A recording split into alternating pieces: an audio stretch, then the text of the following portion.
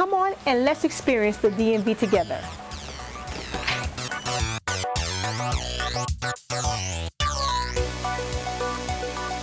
Remember, He is God of this city.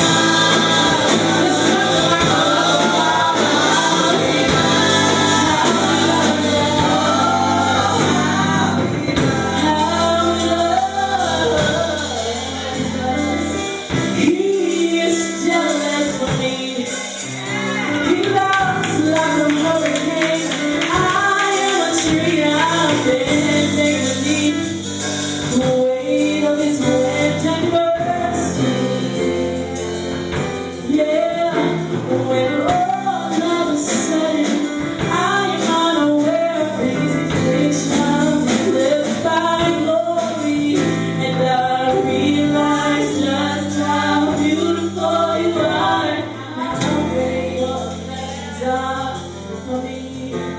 And oh, how he loves us so, Lord, oh, how you love us, how he loves us so. Can we just sing that together? Come on and sing, he loves us. If you believe it, can you sing it? If you believe it, can you sing it with us? How he loves us. Oh, how he loves us. One more time, sing, he loves us. Oh, how he loves us. Oh, how he loves us. Oh, how he loves us. Can we just clap our hands for Jesus? Can we clap our hands for God? He's worthy of our praise. He's worthy of our worship. Yeah. Hallelujah. Because his water we turn into wine. Oh, he opened the eyes of the blind. There's no one like him. There's none like you. Do you believe it? Oh, 'cause out of the ashes you rise. Out of the ashes you rise. There's no one like you. Yeah, there's none like you. Can we sing about how great our God is? 'Cause our God is greater. Our God is stronger.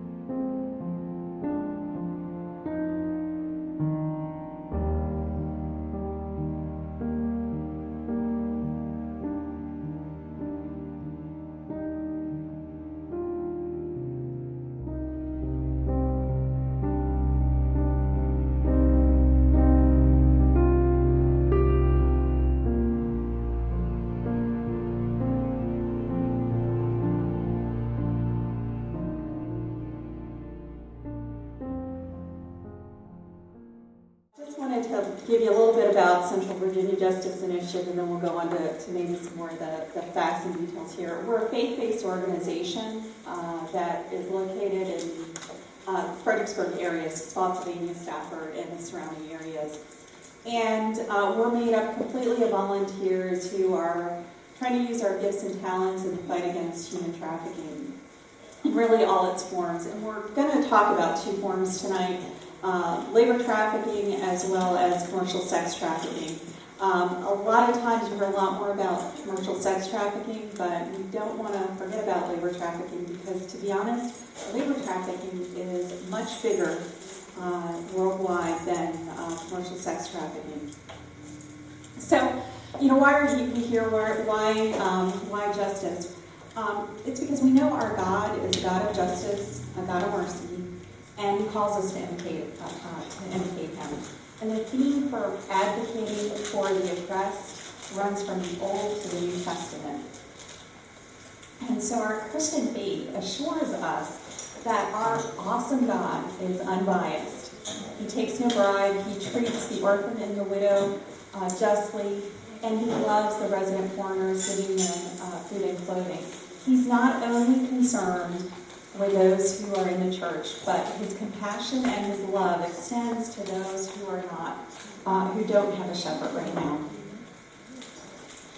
So, human trafficking, what is it? I'm going to give you the Polaris Project definition, and we'll talk a little more in the specifics. Human trafficking is a form of modern-day slavery, where people profit from the control and exploitation of others. And to get to the heart of the matter, it really is the exploitation of vulnerability. We'll talk a lot more about that.